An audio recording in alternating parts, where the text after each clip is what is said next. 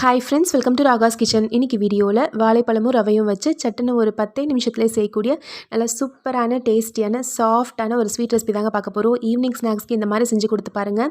எல்லாருமே விரும்பி சாப்பிடுவாங்க. அந்தளவுக்கு நல்லா டேஸ்ட்டாக சூப்பராக இருக்கும். இப்போது இந்த ஸ்வீட் செய்கிறதுக்கு ஒரு பவுல் எடுத்துக்கலாங்க. இதில் நல்லா பழுத்த வாழைப்பழமாக ஒரு 5 பழம் எடுத்திருக்கேன். நீங்கள் எந்த வெரைட்டி வாழைப்பழம் வேணாலும் எடுத்துக்கலாம். நல்லா பழுத்த பழமாக எடுத்துக்கோங்க, அப்போ நல்லா டேஸ்ட்டாக இருக்கும். இதை நல்லா இந்த மாதிரி மசிச்சு விட்டுக்கோங்க. நான் ஃபோர்க் வச்சு இந்த மாதிரி நல்லா மசிச்சு விட்டுக்கிறேன். பாருங்கள், இந்த அளவுக்கு நல்லா கலந்து இப்படி மசிச்சு விட்டு எடுத்துக்கோங்க.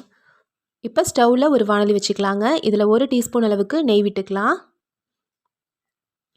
நெய் சூடானதும் நம்ம மசிச்சு எடுத்து வச்சுருக்க வாழைப்பழத்தை போட்டு ஒரு நிமிஷத்துக்கு பெரட்டி எடுத்துக்கலாம். ஸ்வீட்டுன்ற போது நெய்யில் செய்யும்போது நல்லா மணமாகவும் இருக்கும், நல்லா டேஸ்ட்டாகவும் இருக்கும். இது கப் அளவில் பார்த்தீங்கன்னா கிட்டத்தட்ட ஒரு 1.5 கப் அளவுக்கு இருக்குங்க நம்ம மசிச்சு எடுத்து வச்சுருக்கிறது. ஒரு நிமிஷம் பெரட்டி எடுத்துகிட்டு இது கூட 1/2 கப் அளவுக்கு ரவை சேர்த்துக்கலாம். நம்ம உப்புமா செய்கிறதுக்கு பயன்படுத்துவோம் இல்லைங்களா, அந்த ரவை ஒரு 1/2 கப் அளவுக்கு போட்டுக்கலாம். 1/2 கப் ரவையை சேர்த்து நல்லா இந்த மாதிரி கலந்து விட்டுருங்க. ஈவனாக நல்லா இந்த மாதிரி கலந்து விட்டுட்டு இப்போ இதில் ஒரு 1/2 கப் அளவுக்கு காய்ச்சி ஆற வச்ச பால் சேர்த்துக்கலாம். அந்த பாலில் ரவை நல்லா வெந்து வரட்டும். 1/2 கப்புன்றது நான் இன்றைக்கி எடுத்திருக்க அளவு ஒரு 125 கிராம் அளவுக்கு இருக்குங்க. பாருங்கள், அதே அளவுக்கு காய்ச்சி ஆற வச்ச பால் சேர்த்துக்கலாம். இதில் அதிகமாக நம்ம சேர்த்துருக்கிறதே வாழைப்பழம் மட்டும்தான். நல்லா பழுத்த பழமாக நம்ம வீட்டில் இருக்குது அப்படின்ற போது கண்டிப்பாக இந்த மாதிரி ட்ரை பண்ணி பாருங்கள். பால் சேர்த்துட்டு நல்லா இந்த மாதிரி கலந்து விட்டுருங்க. ஒரு 2 நிமிஷத்துலேயே பால் எல்லாத்தையும் இந்த ரவை நல்லா இழுத்துரும். ரவையும் ஓரளவுக்கு நல்லா வெந்து வந்துடும். பாருங்கள், ரவையெல்லாம் நல்லா இந்த பாலை இழுத்துருச்சு. காய்ச்சி ஆற வச்ச பால் சேர்த்துக்கோங்க. இது கூட 1/2 கப் அளவுக்கு ஃப்ரெஷ்ஷான தேங்காய் துருவல் சேர்த்து கலந்து விட்டுருங்க.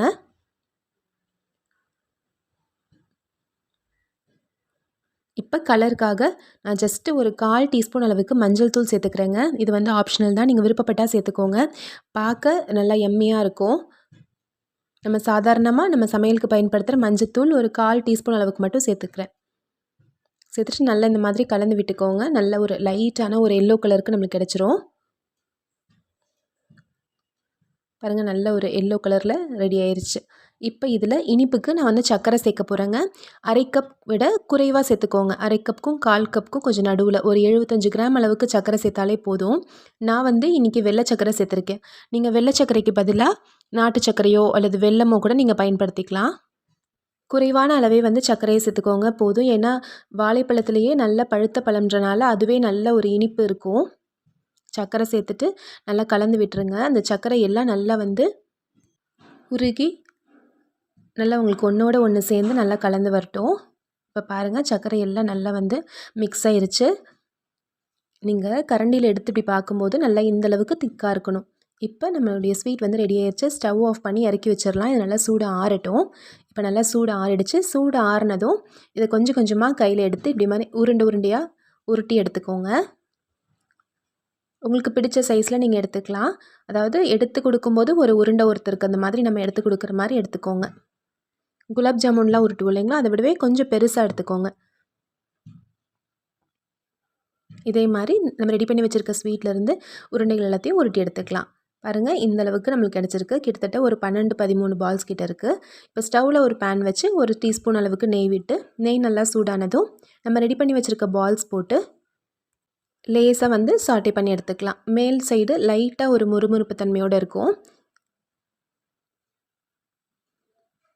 இப்போ நம்ம ரெடி பண்ணி வச்சுருக்க பால்ஸ் எல்லாத்தையும் போட்டுக்கலாம். போட்டுட்டு மீடியம் ஃப்ளேமில் வச்சு ஒரு 2 நிமிஷம் விட்டுக்கோங்க. 2 நிமிஷம் விட்டு லேசாக அப்படி திருப்பி விட்டு எல்லா சைடும் லைட்டான ஒரு கோல்டன் ப்ரௌன் கலர் லைட்டாக மட்டும் திருப்பி விட்டுக்கோங்க.